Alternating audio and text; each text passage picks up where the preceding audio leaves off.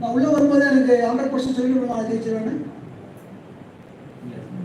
நான் ஜெயிப்பேன் எப்ப தெரியும்? உள்ள வந்து பின்னாடி இல்லை, உள்ள வந்து முயற்சி பண்ணதுக்கு அப்புறம் தான். ஸ்கூலுக்கு போனாலும் நீ உங்களுக்கு வேலை கொடுத்துட மாட்டான்.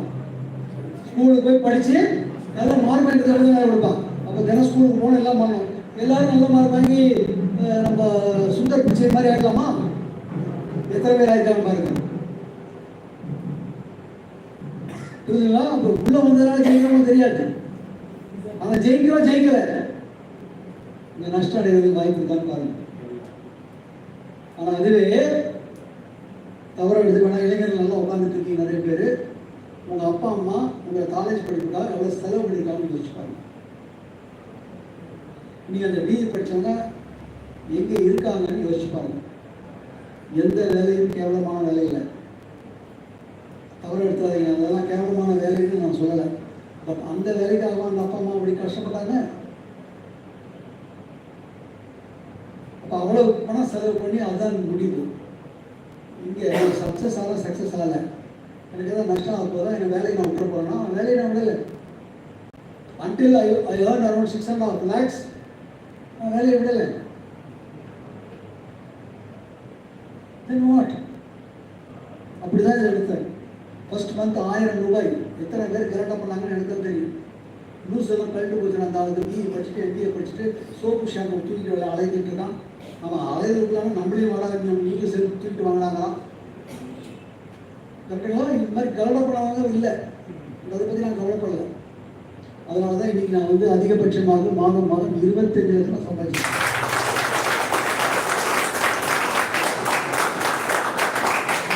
சேர்ந்து 15 வருஷம் தான் அது. ஸ்டேட்மெண்ட்ல அவ்வளோதான். If you want, it proofs are there.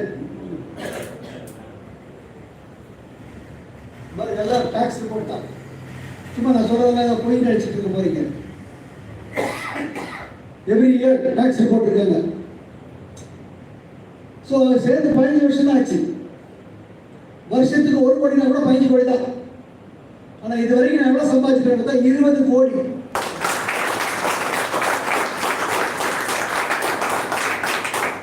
முதல் மாதம் எவ்வளோ வாங்கினான்னு சொன்னேன்?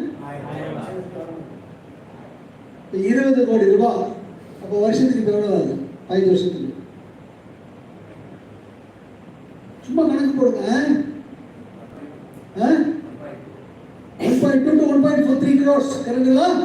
1.3 crores per month அப்படின்னா per month எவ்வளவு?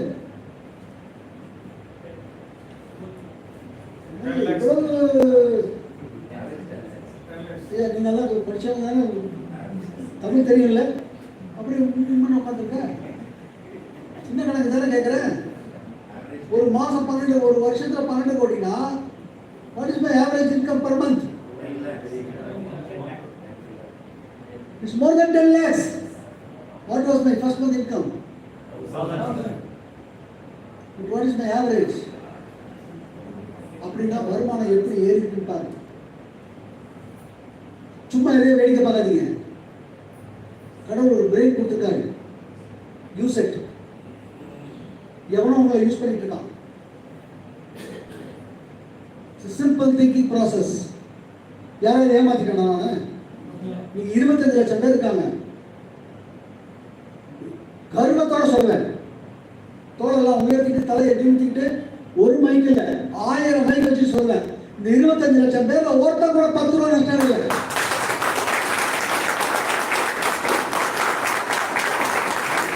There are 10,000 people earning from 1,000 rupees to more than 13 lakhs rupees every month. Just not income. கோடிக்கணக்கான பேர் ஹெல்த்தியா இருக்காங்க. நிறைய bypass surgery prevented, நிறைய kidney transplants prevented. வெளியே போனீங்கன்னா தட்டிக்க வந்தா fertility center. எவ்ரி இங்க பாத்தீங்கன்னா அட்லீஸ்ட் 100 என்னோட டிஸ்ட்ரிபியூட்டர்ல 1000த்துல ஒருத்தர் அப்படின்னா பாத்துக்கோங்க. 10,000 பேர்ல 1000 nearly somewhere around 15, 20, 30 people they have given the compliments கொடுத்து there are hundreds of people who have got child.